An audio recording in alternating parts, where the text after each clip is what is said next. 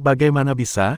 Ada sepasang remaja yang melakukan pembunuhan terhadap seorang anak laki-laki hanya untuk membuktikan bahwa mereka mampu melakukan kejahatan yang sempurna. Tanpa perlu berlama-lama, pasang headset kalian dan selamat menyaksikan. Pada tahun 1924, Nathan Leopold yang berusia 19 tahun dan Richard Loeb yang berusia 18 tahun, menculik dan membunuh seorang anak laki-laki yang bernama Bobby Franks yang berusia 14 tahun di Chicago. Pembunuhan itu mereka lakukan hanya untuk membuktikan bahwa mereka bisa lolos dari hukum tersebut dan menjadi kejahatan yang sempurna. Salah satu pelaku bernama Richard Loeb adalah mahasiswa di Universitas Chicago yang mendalami minatnya di bidang hukum, dan berencana untuk masuk Harvard setelah lulus. Dan Nathan Leopold yang juga mahasiswa di Universitas Chicago, ia tertarik pada psikologi.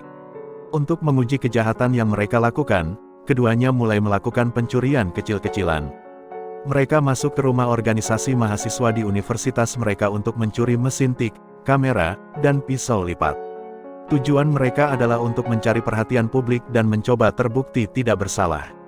Ketika hal itu tidak mendapatkan perhatian publik, mereka memutuskan untuk membuat kejahatan yang lebih besar, kejahatan yang sempurna, yang akan mendapatkan perhatian oleh semua orang. Rencana mereka berfokus pada penculikan dan pembunuhan. Mereka menghabiskan 7 bulan lamanya untuk merencanakan kejahatan tersebut agar menjadi kejahatan yang sempurna. Mereka telah merencanakan bagaimana cara mereka akan menculik dan membunuh korban mereka, cara mereka akan membuang mayatnya, uang tebusan yang akan mereka minta dan bagaimana mereka akan menuntutnya. Dan yang mereka butuhkan hanyalah korban. Bobby Franks yang berusia 14 tahun adalah pilihan yang sempurna. Bobby adalah putra seorang produsen jam tangan kaya, serta ia adalah sepupu dan tetangga kedua Loeb. Mereka melacak pergerakannya selama berminggu-minggu, menganalisa setiap detail hidupnya. Kemudian, pada tanggal 21 Mei tahun 1924 mereka menjalankan rencana keji itu. Mereka menyewa mobil dengan plat palsu, dan mengikuti Bobby pulang dari sekolahnya. Mereka kemudian berhenti untuk menawarkan tumpangan kepada bocah itu, dan bocah polos itu tentu saja menerimanya.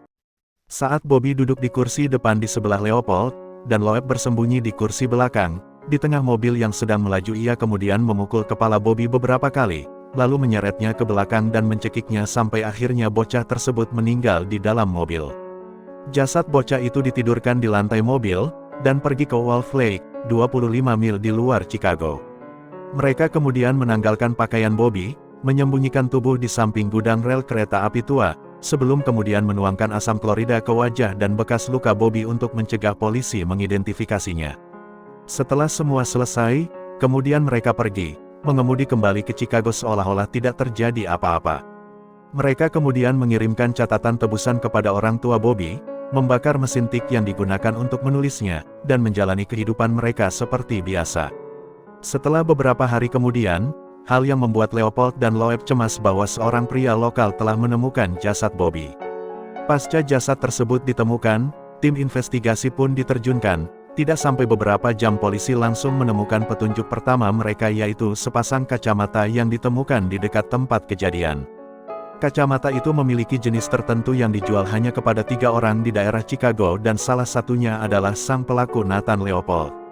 Petunjuk kecil itu tentu saja langsung mengarahkan petugas polisi untuk mengkonfirmasi hal tersebut ke Nathan Leopold. Ketika ditanyai oleh polisi, ia mengatakan mungkin telah menjatuhkannya selama perjalanan mengamati burung baru-baru ini. Tidak sampai di situ, polisi kemudian menemukan sisa-sisa mesin tik Leopold dan Loeb yang terbakar dan membawanya untuk uji forensik. Koneksi antara mesin tik dengan surat tebusan yang diterima oleh orang tua Bobby yang melapor bahwa anaknya hilang beberapa hari sebelumnya, mau tidak mau harus menyeret mereka untuk diinterogasi lebih lanjut.